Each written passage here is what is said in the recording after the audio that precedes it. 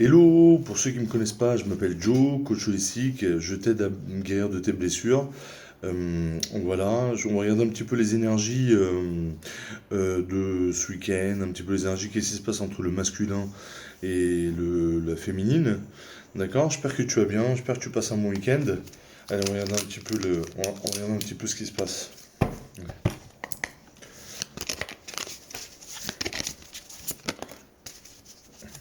On me dit que toi, tu es dans la clôture d'un cycle. Ok, tu es en train de clôturer un cycle.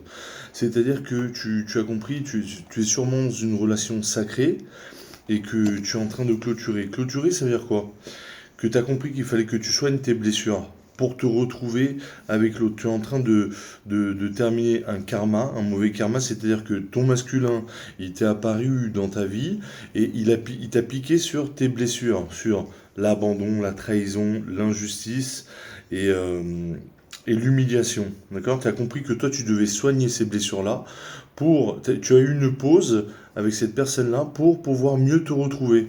Quand tu soignes tes blessures, tu aides ton masculin à se soigner, tu augmentes ta vibration, la féminine, elle commence à travailler. Vous êtes liés par un fil énergétique. Toi, tu te soignes, féminine, et tu aides le masculin à monter en fréquence avec toi. D'accord? Donc là, c'est la fin d'un cycle. Quand tu montes en fréquence dans la guérison, tu vas aussi t'éloigner de personnes toxiques et d'endroits aussi toxiques. Tu vas peut-être aussi avoir un déménagement, un changement de travail. Tout va avec. Tu vois, c'est dans le processus de guérison. Toutes tes fréquences autour de toi vont s'augmenter. Tu as besoin de choisir un endroit aussi qui a une fréquence haute comme toi. Tu ne pourras plus vivre dans l'endroit où tu es. Tu seras obligé d'être entouré de la mer, de la nature, des fleurs, d'être en connexion avec les animaux. Voilà, c'est ça la clôture d'un cycle. Tu as bien compris qu'il fallait que tu soignes. Donc c'est une bonne carte. On m'a dit que ouais, tu t'es retrouvé avec une personne en face de toi qui est assez arrogante, qui en faisait qu'à sa tête, d'accord?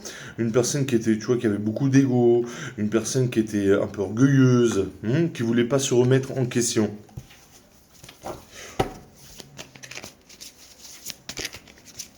On me dit que toi, il faut que tu fasses attention aussi à tout ce qui est à ne pas être dans le syndrome du sauveur, à vouloir sauver les autres, sauver le masculin. Non, non, tu te reconcentres sur toi, sur ta guérison. D'accord? Hyper important ça. Parce que souvent, les âmes sensibles, quand on est super empathe, on veut sauver le monde et on s'oublie soi-même. D'accord? C'est déjà soi. On s'aide soi et après on peut aider les autres. Mais c'est surtout, la priorité, c'est nous. On me dit que c'est un masculin qui est en train de te surveiller. Ok? On me dit que toi, t'es plus trop en contact, t'as plus trop de contact avec lui et que ça t'est un peu égal, ok? On me dit que t'es un peu, tu fais ta life et tout ça, que t'es pas trop en contact avec cette personne-là. Tu sais pas ce qui se passe dans sa vie, voilà. On me dit que c'est une personne, tu vois, qui t'aime, vraiment qui t'aime et qui a des sentiments pour toi, ok? Mais comme je répète souvent, le masculin, comme il souffre du rejet, et c'est le fuyant, ce qu'on appelle le fuyant dans la psychologie, c'est une personne qui a peur de l'amour, il est terrorisé. Hein. Il a le cerveau reptilien, c'est-à-dire tout ce qui est émotionnel, tout ce qui est amour, ça lui fait peur.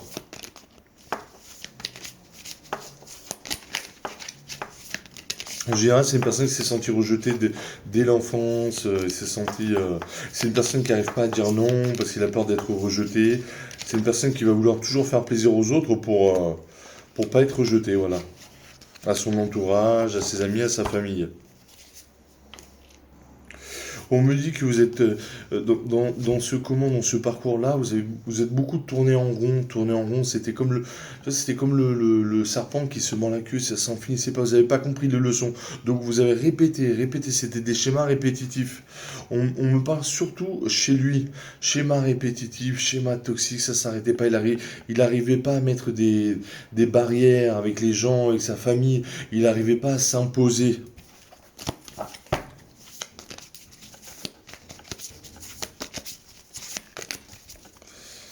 C'était une personne qui répétait toujours les mêmes schémas répétitifs. On me dit que c'est une personne qui se sent rejetée, tu l'as peut-être rejeté, d'accord? Et ça c'est très bien, parce que c'est comme ça qu'il va guérir sa blessure. C'est en le piquant sur sa blessure que tu vas l'aider. On me dit que c'est une personne qui est pas du tout heureuse, tu vois, il est pas heureux depuis que tu l'as rejeté, depuis qu'il se sent rejeté. Et là, on me parle de toi, d'accord? On va voir. On me parle de la divine féminine. On me dit que toi, tu es en train de profiter de ta life, tu es en train de profiter de ta vie, de profiter du moment présent, être ancré, profiter maintenant, on est là maintenant, s'ancrer, créer des racines aussi quand tu te lèves le matin, tu poses ses pieds dans le sol et tu imagines que tu as des racines qui vont dans le noyau de la terre et tu t'ancres bien, hein, tu acceptes ton incarnation, tu es là, ok? Tu peux imaginer ça des racines qui touchent le noyau de la terre.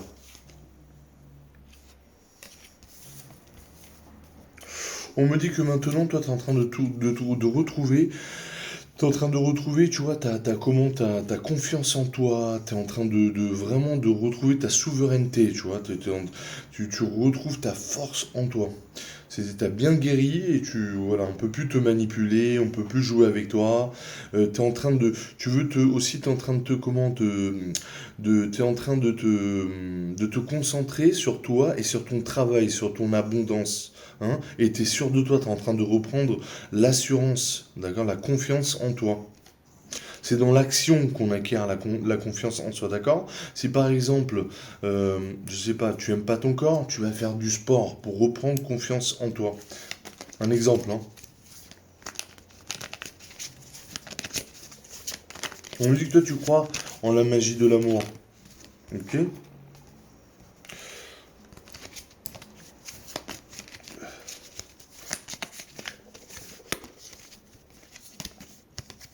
On me dit que c'est peut-être une personne qui a eu des problèmes d'addiction, qui a eu des problèmes de alcool, cigarettes, drogue, l'addiction au charnel.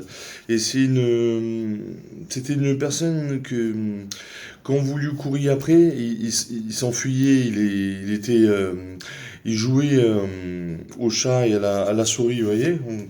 Vous lui couriez après, et puis plus vous lui couriez après, plus il s'enfuyait, quoi. Voilà. C'était un jeu un peu malsain, mais c'est normal parce que il est tellement terrorisé par l'amour qu'il s'enfuit, hein. Quand il voit qu'une personne en face de lui qui est dans l'attente, qui est dépendant affectif, anxieux, qu'on appelle aussi anxieux, la personne anxieuse, ça lui fait peur, hein. Il a besoin que vous guérissiez, que vous ayez besoin de personne, hein. Vous avez besoin seulement de vous.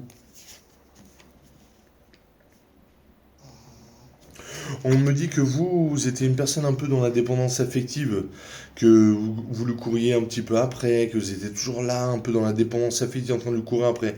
Donc vous avez même pété un peu un câble sur ça, et ça l'a un petit peu, ça l'a fait fuir.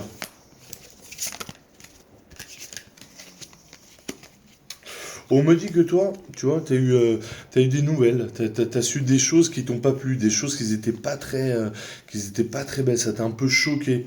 Et au milieu, c'était une personne toujours, tu vois, qui te répondait pas à tes messages, ou qui te répond quand il voulait, il venait des va-et-vient, d'accord, qui jouait un peu avec toi, avec tes émotions.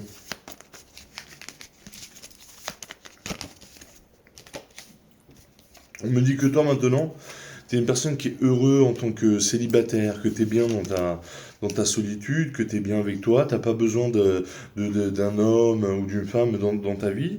On me dit que t'es bien. On me dit même que tu vois, tu l'as même bloqué, t'as même bloqué son contact, son mail. En fait, tu lâches un peu prise sur lui.